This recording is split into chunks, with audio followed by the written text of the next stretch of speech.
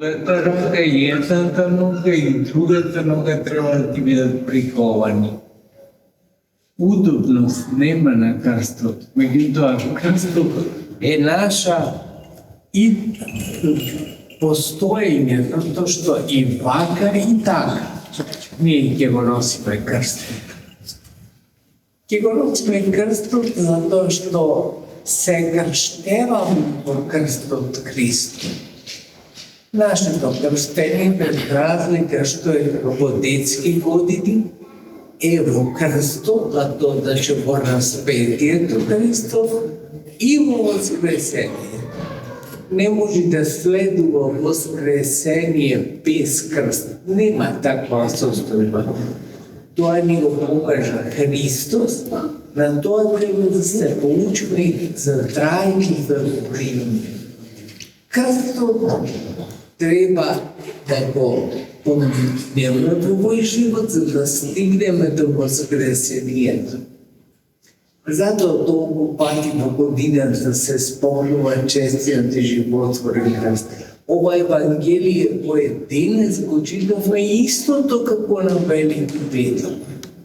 Свесни сме ние христијани дека без крста нема воскресение. Некој може да си мисли, да си крои планови за удобен живот.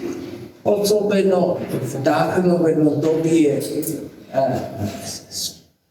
портали кои опишуваат животите на некои славни личности и мислат дека секако подмачкано е Бог. Којто погледнете по колку пати се мажеле или жениле, ќе видите дека и тие го носат крстот, свесни или несвесни за тоа. Само што може би тоа не го доживуваат како крст и стана времето во кое живееме за жал.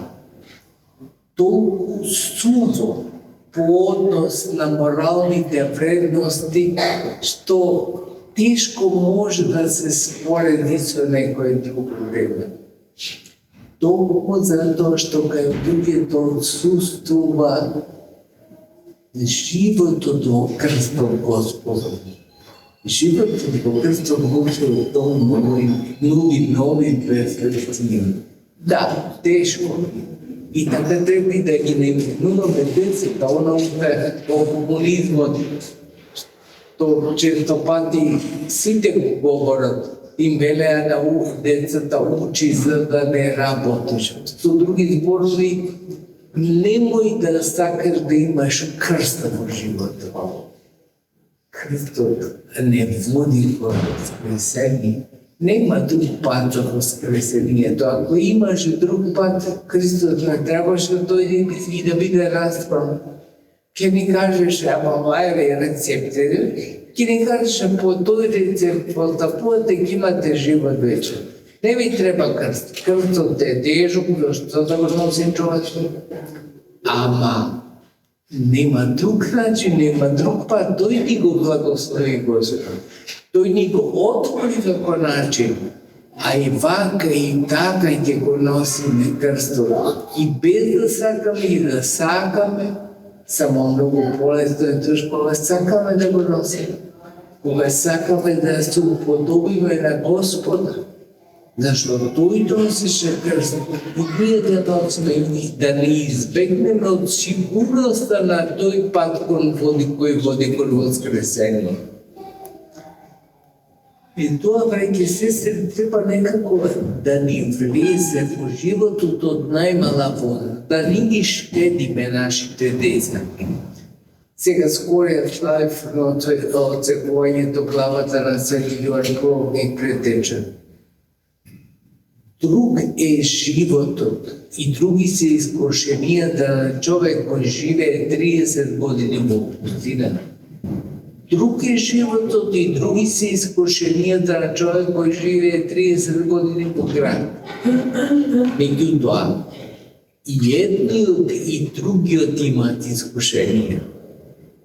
Тие треба да се научиме да ги победуваме, да прво да ги доживуваме како еден крст кој ни се нуди нас, а после тоа и да ги победуваме со Божјата помош.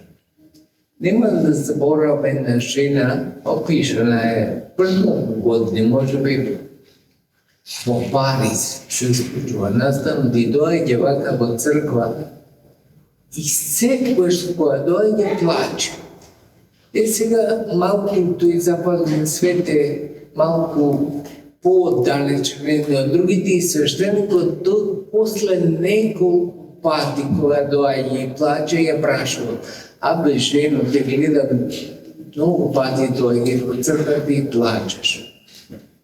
Зошто плачеш? Там боли отец, затоа што Господ не ме сака. Како знаеш дека не те сака Господ? И вели свештеникот: па вели, немам ниту едно искушение последниве неколку години. Да, тоа човек само со висока свест мора да ви го каже. Затоа што потреба да имаме Проби, секако испитите кои студентите ги полагаат на факултет. Без да оди на испит, не знае колку знае. Истото така е искушението, без да имаме проби. Нема да знаеме до кај сме стигнале духовно. Затоа да не се плашиме од тие проби, туку секогаш само да се надеваме на милоста Божја и на помошта Божја сега. Господ да биде со нас, тој да ни помага, затоа што тој знае како ме крстал. Ние ти му кажеме што е крста, што е тешко, ќе му кажеме не, Господа кој ги расшири рацете да се разбере заради нашето спасение. Знае се, затоа е и знае да ни пружи милост. Ама ќе ни пружи милост на тој начин ако ние бараме таа милост. Односно, ако не бегаме од таа милост, а тоа се случува, дека да бегаат од милоста Божија. Затоа што сега удобно, како што почнав проповедта да живеат на крста. Не е возможно, браќи и сестри, удобно да бидеш сместен на крстот. Стално ќе имаш болка, стално ќе имаш воздишка, стално ќе имаш нешто што не ти е едноставно. Меѓутоа го сватиш дека тоа е една проба за да бидеш уште на повисоко духовно ниво. Тоа ќе го доживееш и ќе го сватиш со благодарност на Бога. Фала ти Господи што имам овие искушени, зашто тие ме чинат да бидам повисоко и поблиску кон тебе. Ете, на тоа си спомнуваме денес на празникот на возвишението, четириот и животворен. Секако можеме историски да пристапиме и да кажеме дека крстот во Ерусалим беше одземен од персиците и после тоа вратен од царот Ираклий. И дека на денешен ден е подвижен, просто подигнат, како што и ние го подигнавме, како што гледате, за да го види целиот град, односно сите присутни. Но тоа е само една историска димenzија. Духовната димenzија е таа дека Христос е во нашиот живот. И тоа да се фатиме таа димenzија, да ја живееме, ако случајно ја немаме, да се запрашаме зашто ја немаме, зашто ако сме сигурни за тоа дека без крст нема воскресение, тогаш ќе бараме Господи, Господи, дај ми крст. Уште една повстегва и ќе ви кажам, некој човек тешко му бил животот и пожелал да каде Господа, Господе, тежок ми е крстот што го носиш, што го носам. И Господ му дал да се одбери еден крстот, меѓу многу крстови кои има, да одбери кој сака тој да го носи. Милоста Божја повторно ќе спомни. Човекот бирал го, избрал најмалиот. И рекол, овој крст е за мене, најмалиот. Господ, Тој е твојот крст. Си го избра истиот крст, зашто го носиш? Што значи, браќа и сестри, не треба да мислиме дека во животот најтешкиот дел го имаме ние. Најтешкиот залог го имаме ние. Има многу потешки крстови од нашиот. Но секогаш да бидеме благодарни на крстот кој го имаме и кој го носиме по животот. Нечи е потежок, нечи е полесен.